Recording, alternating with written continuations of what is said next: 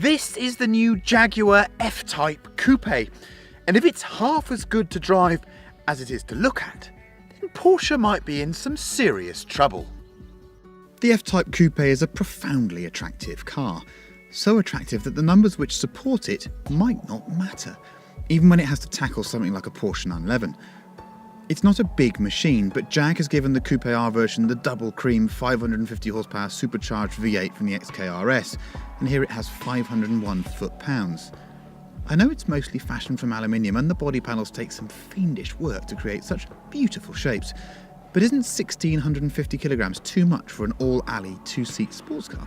Like I said, maybe people just won't care. Maybe, like me, they'll see the brilliant 8-speed ZF Auto listed as standard, not worry that it's all done at 186 miles an hour, and simply keep staring at that incomprehensibly attractive posterior. There can be no doubt that the exterior of the F-type coupe in this R specification is pretty much spot on. But what about the cabin? What about the innards? Well, overall, probably not quite as successful, and I'll tell you why. The overall style of it, well, that's subjective. I can't tell you what's good and bad looking probably inside, although I think I can outside, because almost everyone I've spoken to thinks the outside is a triumph. In here, design-wise, a little bit confused. There's lots of different fonts and typefaces. The clock faces don't quite match with what's on the gear lever, with what's on these small buttons down here. So there's a lack of coordination, let's say. That comes from the man that wears the clothes that I do, so take it with a pinch of salt. Steering wheel shape is slightly odd. And do you know what? Some of the materials, Jaguar are getting better, but some of the materials are still a little bit low rent. This sort of vinyl-y stuff on the bottom of the glove box is ultimately foul. The fake sort of carbon look, I don't know what it is, like a machined plastic surface around here, that's not too clever. This cubby hole here, which is 2 cup holders, I mean, everything about it, the movement is kind of 10 grand Ford Focus.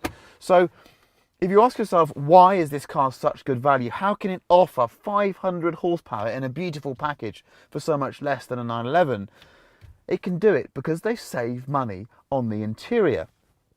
But does that mean it's a nasty place to sit? No, the H point is right. I sit nice and low. The driving position is good. The seat is supportive. It still feels special. It just doesn't feel, let's say, absolutely tip-top quality. I like the heater controls with their LCD displays on the front here. The all-in-one infotainment screen is touchscreen. It's a little bit last generation, if I'm honest with you. But, you know, the sat-nav got a little bit lost this morning, but it's not too bad. All in all, it's a pleasant place to sit, but it doesn't quite sit with the expectations of that amazing exterior. And, let's face it, that amazing ass. But I mustn't get too distracted by that amazing ass, or is it arse, or is it bottom? Let's call it a bottom from now on. It's a great bottom though, isn't it? But if you press this button, this little gold button here, something good happens. 550 horsepower, a naughty exhaust, 500 foot-pounds of torque, 1650 kilograms. It's a great recipe, isn't it? And it's got a roof.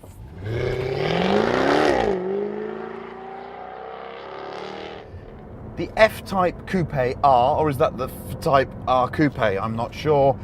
Is a really good road car. We'll drive it on the circuit later on, but on the road, it's got a really nice balance. Do you immediately notice the extra stiffness in the structure over the Roadster? Yes, it's noticeable, but it's not night and day. I'd want to drive them back to back to really feel it. Do you notice the extra power? A little bit, but again, the torque figures of the two cars are quite close, so it just feels incrementally a bit faster. It's not night and day by any means. Does that mean it's a very fast car? Yes, it does. It's old school as well. Two-wheel drive, rear-wheel drive with an electronic locking differential, which can, on the circuit and even on the road, overheat a bit and open itself up, which is probably a small fault of the car. Transmission, 8-speed ZF. I'll bore you again on the track about how good that is, but on the road, wow. You can pull a paddle, metal this time, very nice, or you can just leave it in drive and it's just responsive and seems to know exactly what you want when you want it. Steering, nicely judged. For me, the nicest steering Jaguar's produced on a sports car, certainly the time I've been testing. And the noise, well, the noise is kind of crazy. And I've got it in the quiet exhaust mode at the moment. If I press this button here now, and we go to noisy exhaust, get a load of this. pops and bangs and woofles and all the other stuff going on. It's a great big load of theatre. And where I think Jaguar have been really clever with this car is they have not got too hung up on trying to beat that Porsche product. This car drives brilliantly. Dynamically, it's well suited to all types of roads. It'll ride bumps, even though the ride is quite busy, it'll ride bumps absolutely fine. It's a comfortable sporting GT car, but they've remembered that people that buy these cars want to be titillated. They want theatre, they want some noise, they want to feel special. And you just grin when you drive this thing. You really just grin.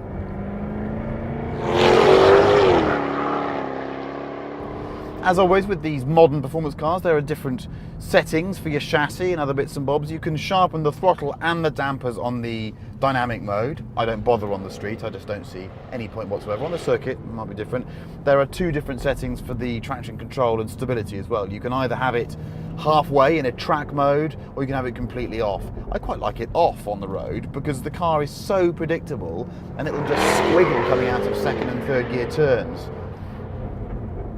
It certainly has a distinct hot rod flavour to it.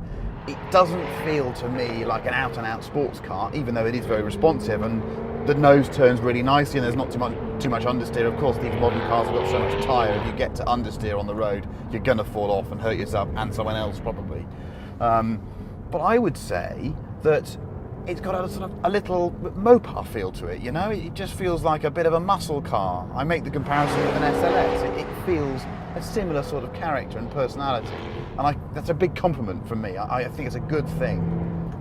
What about the steering? Really good. Better than the 911's because it's not really artificial and electric. Brake.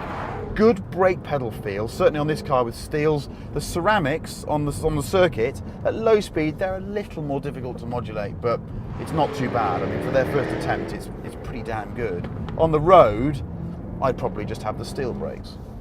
Engine choices, well, I'm just in this V8 version. There's a lesser powered V6, and everyone says, oh, maybe it's a bit sweeter and a bit lighter. Do you know what? I say balls to that. If you're going to have an F-type coupe, get the big one with the massive engine and lay black lines everywhere.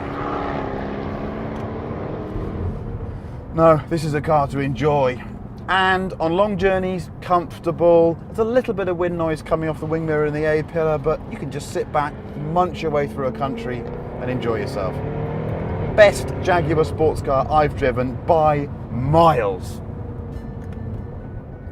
But however much I enjoy driving it, I can't stop thinking about that bottom. So let's get away from the bottom and go to the circuit.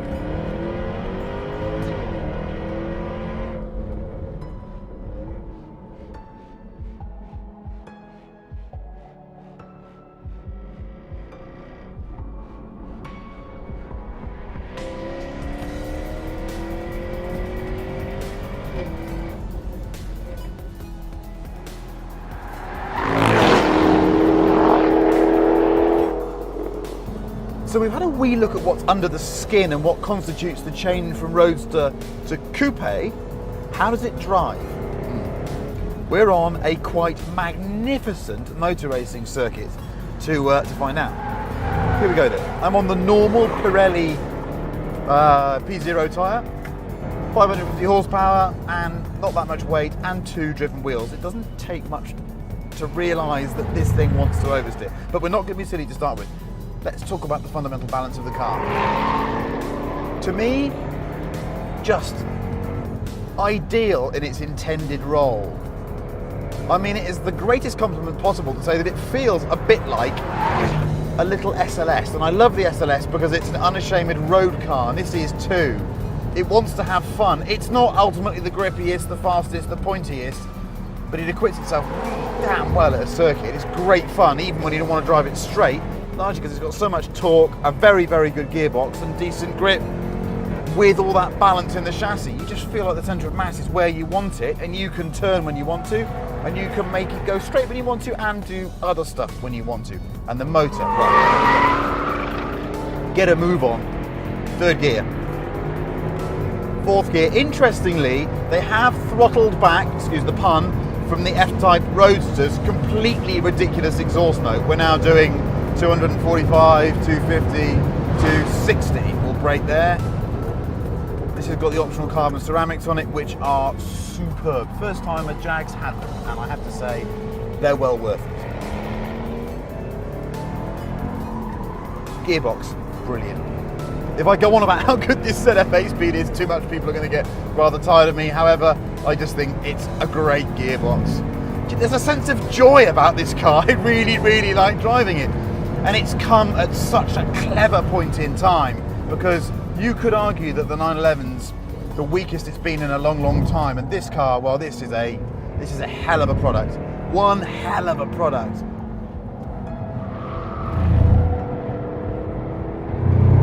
So let's try and chase that front axle a little bit more and see what happens if we do overdrive the car a bit, let's say. So if we come into this corner a bit too fast now and then just back off on the gas, well, oh, there we go. It's there to be had. Again, it's a sign of great balance. There's another thing about this car that I find really odd, and that is that I feel better driving it, sitting in it, knowing how good it must look from the outside. It's a great looking car. It's just fantastic.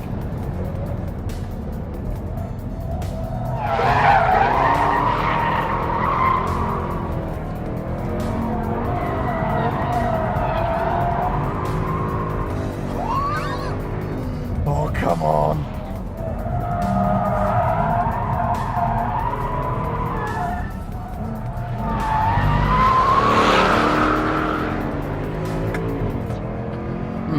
Okay, so we've done some constructive stuff and we've done some less than constructive stuff.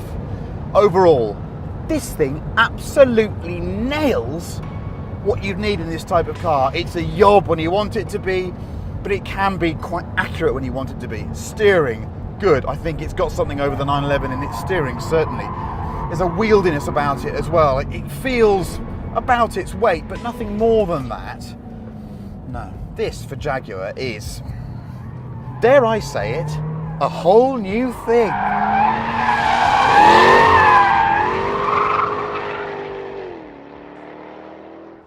Okay, so post-track driving, we've just scoffed not one but two McDonald's burgers, and I'm now rather full. The F-type coupe is a stunning car. In my time, for my generation, there hasn't really been an iconic Jaguar. I don't think they've tried and failed. This one really is. This is, and I hate to say it, the E-type of our generation. Or maybe that's unfair, because maybe this is a better car than the E-type ever was. It's just stunning, and it comes at a time when Porsche, well, the 911's a bit weak at the moment, isn't it? I can see people buying these rather than the 911, and that's stunning for Jaguar. So we come in and we just have a little bit too much entry speed, and then, oh look, oh look, oh look. Like, oh, I'll do that again.